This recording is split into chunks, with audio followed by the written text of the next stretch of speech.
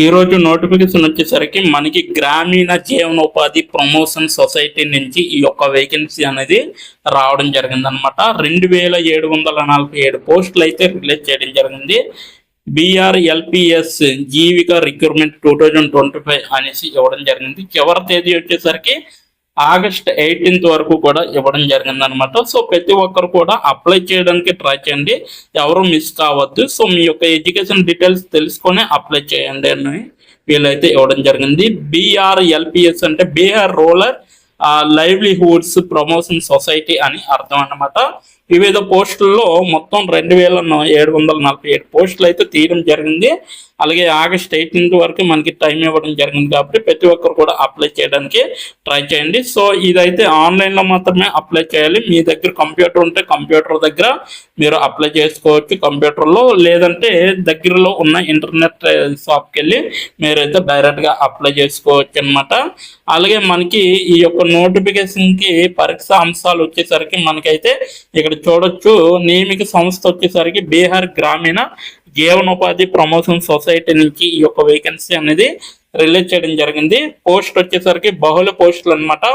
Community coordinator, accountant మొదలైనవి అన్ని పోస్టులు కూడా ఉన్నాయి. పరీక్ష పేరు వచ్చేసరికి BRLPS జీవిక భారతి 2025 అనేసి ఇవ్వడం జరిగింది. ఖాళీ వివరాలు చూసుకుంటే 2747 పోస్టులు అయితే ఉన్నాయన్నమాట. దరఖాస్తు ప్రారంభం తేదీ వచ్చేసరికి జూలై 30, 2025 స్టార్ట్ అయింది. దరఖాస్తు చేసుకోవడానికి చివరి తేదీ వచ్చేసరికి ఆగస్టు 18, 2025 ముగిస్తుందన్నమాట. పరీక్ష స్థాయి వచ్చేసరికి రాష్ట్ర స్థాయిలో ఉంటుందన్నమాట. ఎంపిక దశలు వచ్చేసరికి CBT అలాగే టైపింగ్ టెస్ట్ అనేది ఉంటుంది. డాక్యుమెంట్ వెరిఫికేషన్ అనేది కూడా ఉంటుందన్నమాట. అధికారిక వెబ్సైట్ నుంచి మీరైతే అప్లై చేసుకోవాలి. ఈ యొక్క అప్లికేషన్ లింక్ అయితే నేను కింద నా డిస్క్రిప్షన్ బాక్స్లో మీకు అనేది ప్రొవైడ్ చేయడం జరిగింది. డైరెక్ట్గా డిస్క్రిప్షన్ బాక్స్కి వెళ్ళి మీరు అప్లికేషన్ అప్లై లింక్ అనేసి ఉంటుంది. ఆ యొక్క లింక్ పైన క్లిక్ చేస్తే ఈ యొక్క పేజీ అనేది వస్తుందన్నమాట. సో అలాగే ఖాళీలు చూసుకుంటే మీకు ఇక్కడ పోస్ట్ పేరు మొత్తం ఖాళీలు ఇవ్వడం జరిగింది. ఇక్కడ చూడొచ్చు. బ్లాక్ ప్రాజెక్ట్ మేనేజర్గా 73 పోస్టులు ఉన్నాయి. జీవనోపాధి నిపుణుడిగా 235 పోస్టులు ఉన్నాయి. ఏరియా కోఆర్డినేటర్గా మీకు 374 ఉన్నాయి. అకౌంటెంట్గా 167 ఉన్నాయి. ఆఫీస్ అసిస్టెంట్గా 187 పోస్టులు ఉన్నాయి. కమ్యూనిటీ సమన్వయకర్తగా 1177 పోస్టులు అయితే ఉన్నాయి. అలాగే బ్లాక్ IT ఎగ్జిక్యూటివ్గా 534 పోస్టులు అయితే ఉన్నాయి అన్నమాట. మొత్తం కలిపితే 2747 పోస్టులు అయితే మీకు రిలీజ్ చేయడం జరిగింది. దరఖాస్తు ఫారం లింకు అలాగే ఎలా దరఖాస్తు చేసుకోవాలి అనేది కూడా వీడియో ఎండ్ వరకు చూస్తే మీకు అర్థమవుతుంది. ఫారం లింక్ అనేది మీకు కిందన డిస్క్రిప్షన్ బాక్స్లో మీకు అందించడం జరిగింది. అక్కడికి వెళ్ళి డైరెక్ట్గా అప్లై చేసుకోవచ్చు. అలాగే దరఖాస్తు చేసుకోవడానికి మీకు ఉండవలసిన అవసరమైన పత్రాలు వచ్చేసరికి మీ యొక్క ఫోటో అనేది ఉండాలి. అది కూడా JPG ఫార్మేట్లో ఉండాలన్నమాట. మీ యొక్క సంతకం ఉండాలి. నల్ల సిరాతో అంటే బ్లాక్ ఇంక్ తో రాసిన సంతకం అనేది ఉండాలి. విద్యా ధృవ పత్రాలు కూడా మీరు దరఖాస్తు చేసుకున్న పోస్ట్ ప్రకారం 10వ తరగతి 12వ తరగతి గ్రాడ్యుయేట్ PG. సో ఈ యొక్క పోస్ట్ తగ్గట్టుగా మీరైతే ఎడ్యుకేషన్ డీటెయిల్స్ ఇవ్వచ్చు. కుల ధృవీకరణ పత్రం అంటే క్యాస్ట్ సర్టిఫికేట్ అనేది ఉండాలి. SC ST OBC EWS certificate అనేది కూడా ఉండాలి. అలాగే నివాస ధృవీకరణ పత్రం అంటే మీరు ఎక్కడి నుంచి అయితే నివాసం చేస్తున్నారో, ఎక్కడుండి నివాసం పొందుతున్నారో ఆ నివాసం ఆ ఏరియాలో ఉన్నట్టుగా మీరైతే ఒక సర్టిఫికేట్ అనేది చేయించుకోవాలి. ID proof, Aadhaar card, voter ID, pan card ఇటువంటివి ఏవైనా మీరు మెన్షన్ చేయొచ్చు అనమాట. అలాగే నెక్స్ట్ వన్ చూసుకుంటే వయో పరిమితి వచ్చేసరికి UR EWS క్యాండిడేట్స్కి అయితే ఓన్లీ పురుషులకి 37 సంవత్సరాల వరకు కూడా మీరు ఉంటే అప్లై చేసుకోవచ్చు అనమాట దీనికి. అలాగే UR BC EBC EWS స్త్రీలకు అయితే 40 సంవత్సరాల లోపు ఉన్న వాళ్ళు అప్లై చేసుకోవచ్చు. అలాగే BC OB EBC క్యాండిడేట్లకు పురుషులకి అయితే 40 సంవత్సరాలు ఇవ్వడం జరిగింది. SC ST పురుషుడు అండ్ స్త్రీకి అయితే 42. రిటైర్డ్ ప్రభుత్వ బ్యాంకు అలాగే PNU అధికారికి అయితే 61 సంవత్సరాల లోపు. ప్రస్తుత బీఆర్ ఎల్పిఎస్ ఉద్యోగులకి అయితే 55 సంవత్సరాల లోపు అప్లై చేసుకోవచ్చు అనమాట. విద్యార్థులు వచ్చేసరికి కమ్యూనిటీ కోఆర్డినేటర్ కి ఇంటర్మీడియట్ ఉంటే సరిపోతుంది స్త్రీకి. గ్రాడ్యుయేట్ కి అయితే పురుషుడు అవసరం అనమాట. అకౌంటెంట్ కి అయితే వాణిజ్యంలో గ్రాడ్యుయేట్ అనేది ఉండాలి. అలాగే ఆఫీస్ అసిస్టెంట్ కి అయితే హిందీ మరియు ఇంగ్లీష్ టైపింగ్ నైపుణ్యాలతో గ్రాడ్యుయేట్ చేసి ఉండాలి. బ్లాక్ ప్రాజెక్ట్ మేనేజర్ కి అయితే ఏదైనా విభాగంలో గ్రాడ్యుయేట్ చేసిన వారు అయి ఉండాలి. జీవనోపాధి నిపుణుడు అయితే సంబంధిత సబ్జెక్టుల్లో పీజీ డిప్లొమా లేదా డిగ్రీ లేదా గ్రాడ్యుయేట్ అయ్యి ఉండాలి. అలాగే ఏరియా కోఆర్డినేటర్ అయితే ఏదైనా విభాగంలో గ్రాడ్యుయేట్ అయ్యి ఉండాలి. బ్లాక్ ఐటీ ఎగ్జిక్యూటివ్ అయితే బీటెక్ లేదా CS IT BCA BS IT లేదా పీజీడిసిఏ అనేది ఇవ్వడం జరిగింది అనమాట. ఇవి విధారత ఉంటే సరిపోతుంది. అలాగే ఎంపిక ప్రక్రియ వచ్చేసరికి కంప్యూటర్ ఆధారిత పరీక్ష ఉంటుంది. సో సిబిటి పరీక్ష అనమాట. ఆబ్జెక్టివ్ తరహా ప్రశ్నలు అనేవి ఉంటాయి. టైపింగ్ టెస్ట్ ఉంటుంది. అలాగే డాక్యుమెంట్ వెరిఫికేషన్ కూడా ఉంటుంది. సో మినిమంలో మీకు 70 మార్కులు కలిగి ఉంటే సరిపోతుంది అనమాట. టైపింగ్ టెస్ట్ లో రావాలి. అలాగే కనీసం అర్హత 50 మార్కులు, అంటే మీరు చదువుకునే ఎడ్యుకేషన్ బట్టి 50 మార్కులు. ఈడబ్ల్యూఎస్ ఓబీసీ బీసీ ఈబీసీకి అయితే 45% ఉంటే సరిపోతుంది. ఎస్సీ/ఎస్టీకి అయితే 40% ఉంటే సరిపోతుంది. దరఖాస్తు రుసుము అనేది మీరైతే ఆన్లైన్లో చెల్లించాలి. ఇంటర్నెట్ బ్యాంకింగ్ ద్వారా లేదా యూపీఐ పేమెంట్ కూడా చేయొచ్చు. యూఆర్ బీసీ ఈబీసీ ఈడబ్ల్యూఎస్ క్యాండిడేట్స్కి అయితే మీకు 800 ఫీజు అనేది ఉంటుంది. ఎస్సీ/ఎస్టీ దివ్యాంగ్ అంటే పిహెచ్ కేటగిరీకి అయితే 500 ఫీజు అనేది ఉంటుందన్నమాట. అలాగే జీతం వచ్చేసరికి మీకైతే కమ్యూనిటీ సమన్వయకర్తకి అయితే 15,990 రూపాయలు అనేది ఉంటుంది జీతం స్టార్టింగ్. ఆఫీస్ అసిస్టెంట్కి అయితే 15,990. అలాగే అకౌంటెంట్కి కూడా 22,662 రూపాయల వరకు ఉంటుంది. ఏరియా కోఆర్డినేటర్ కూడా 22,662 రూపాయల వరకు కూడా జీతం అనేది ఉంటుంది. బ్లాక్ ఐటీ ఎడ్యుకేటివ్ అయితే 22,662 రూపాయలు అనేది ఉంటుంది. జీవనోపాధి నిపుణుడికి అయితే 32,458 రూపాయలు అనేది జీతం అనేది ఉంటుంది. బ్లాక్ ప్రాజెక్ట్ మేనేజర్కి అయితే 36,101 రూపాయలు జీతం అనేది ఇస్తారు. ముఖ్యమైన తేదీలు వచ్చేసరికి మీకైతే ఇక్కడ ఇవ్వడం జరిగింది. నోటిఫికేషన్ విడుదల తేదీ వచ్చేసరికి జూలై 30న రిలీజ్ అయ్యింది 2025లో. ఆన్లైన్ దరఖాస్తు ప్రారంభ తేదీ వచ్చేసరికి జూలై 30 నుంచి స్టార్ట్ అయింది అనమాట. ఆ రోజు నుంచి దరఖాస్తు చేసుకోవడానికి చివరి తేదీ వచ్చేసరికి ఆగస్టు 18 అనేది ఇవ్వడం జరిగింది 2025 అనేసి. సో మీకైతే ఒక చిన్న సజెషన్, ఆగస్టు 16 లోపే మీరు అప్లై చేసేసుకుంటే మనకి ఈజీగా ఉంటుంది. ఎందుకంటే మళ్ళీ వెబ్సైట్ ఎర్రర్ లేకపోతే సర్వీస్ బిజీ అనేసి ఈ విధంగా వస్తుందన్నమాట. సో అది కూడా మీరు మెన్షన్ చేస్తున్నాను. సో ఈ యొక్క వేకెన్సీకి ఎలా అప్లై చేయాలో ఇప్పుడు మనం తెలుసుకుందాం. ఎక్కడ స్కిప్ చేయకుండా ఎండ్ వరకు చూడండి. దీని యొక్క నోటిఫికేషన్ లింక్ అయితే నేను కింద నా డిస్క్రిప్షన్ బాక్స్లో ప్రొవైడ్ చేయడం జరిగింది కాబట్టి అక్కడికి వెళ్ళి మీరు డైరెక్ట్గా అప్లై చేసుకోవచ్చు. ఇప్పుడు ఎలా అప్లై చేయాలో మనం క్లియర్గా తెలుసుకుందాం. ఎక్కడ స్కిప్ చేయకుండా ఎండ్ వరకు వీడియోని చూడండి.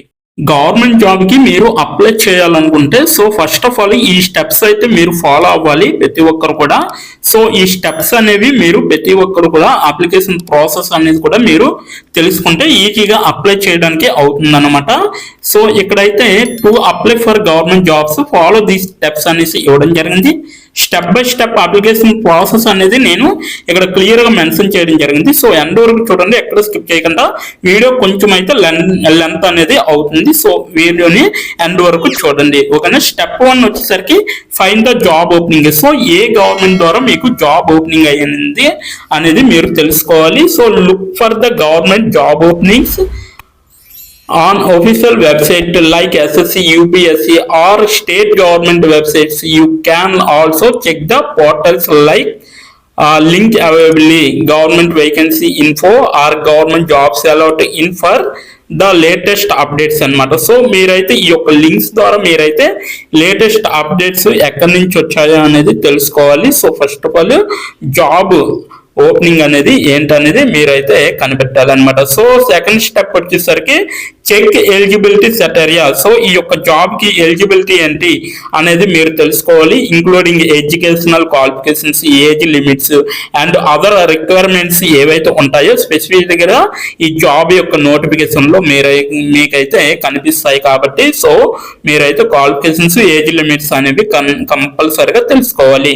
థర్డ్ వన్ వచ్చేసరికి స్టెప్ 3 వచ్చేసరికి register and fill the application form. So మీరైతే create an account on the official website ద్వారా మీరైతే ఒక అకౌంట్ అనేది క్రియేట్ చేసుకోవాలి. Fill the application form and upload requirement documents like ID proof, photo and educational certificates. So మీరైతే application fill చేసినప్పుడు మీరైతే మీ యొక్క ఐడి ప్రూఫ్ అనేది అలాగే డాక్యుమెంట్స్ అనేవి ఏవైతే వాళ్ళు ఆ డాక్యుమెంట్స్ అడిగారో అవి మాత్రమే మీరు అప్లోడ్ చేయవలసి ఉంటుంది. సో ఎడ్యుకేషనల్ సర్టిఫికేట్స్ కూడా సేమ్ అన్నమాట. ఓకేనా. సో స్టెప్ 4 వచ్చేసరికి pay the application fee. So application fee అనేది మీరైతే ఆన్లైన్ త్రూ యూపీఐ ద్వారా కూడా చెల్లించవచ్చు, లేకపోతే ఇంటర్నెట్ ద్వారా కూడా చెల్లించవచ్చు అనమాట. అంటే ఇంటర్నెట్ బ్యాంకింగ్ ద్వారా కూడా చెల్లించవచ్చు. యూపీఐ ద్వారా అయితే మీరు డెబిట్ కార్డు, క్రెడిట్ కార్డు లేకపోతే యూపీఐ ద్వారా మీరు డైరెక్ట్ గా చెల్లించవచ్చు ఆన్లైన్ పేమెంట్ అనేది. ఓకేనా. స్టెప్ 5 వచ్చేసరికి సబ్మిట్ అండ్ వెరిఫై. సో మీరైతే డబుల్ చెక్ చేసుకోవాలన్నమాట. సో ఏవైనా ఎర్రర్స్ కానీ ఉంటే వాటిని మళ్ళీ రీచెకింగ్ చేసుకొని, ఎర్రర్స్ ఉంటే వాటిని తీసేసి మీ యొక్క ఇన్ఫర్మేషన్ ని మళ్ళీ కరెక్ట్ గా ఇచ్చే విధంగా చూసుకోవాలి. అలాగే ఒకసారి 2-3 సార్లు చెక్ చేసుకున్నా పర్వాలేదు ఫైనల్ గా సబ్మిట్ చేసినప్పుడు. ఓకేనా. సో మొత్తం వెరిఫై చేసుకొని అప్పుడు ఫైనల్ గా మీరు సబ్మిట్ అనే ఆప్షన్ పైన క్లిక్ చేస్తే మీకైతే అప్లికేషన్ అనేది వాళ్ళకి వెళ్తుంది అనమాట. ఓకేనా. సో ఇది మొత్తం అంతా కూడా మీరు ఫాలో అవ్వాల్సిన స్టెప్స్. అయితే important documents to upload. So మీరైతే ఏ డాక్యుమెంట్స్ అప్లోడ్ చేయాలంటే మీ దగ్గర ఉండవలసిన డాక్యుమెంట్స్ ఐడి ప్రూఫ్ అనేది ఉండాలి. Like Aadhaar card, PAN card or other government issued ఏదైతే గవర్నమెంట్ ద్వారా మనకి ఐడి కార్డ్స్ అనేవి ఉన్నాయో, అంటే పాన్ కార్డు, ఆధార్ కార్డు అలాగే ఓటర్ ఐడి అలాగే ఇంకా ఏవైనా లైసెన్స్ కానీ ఇటువంటి ఉంటే మీరు యాడ్ చేసుకోవచ్చు.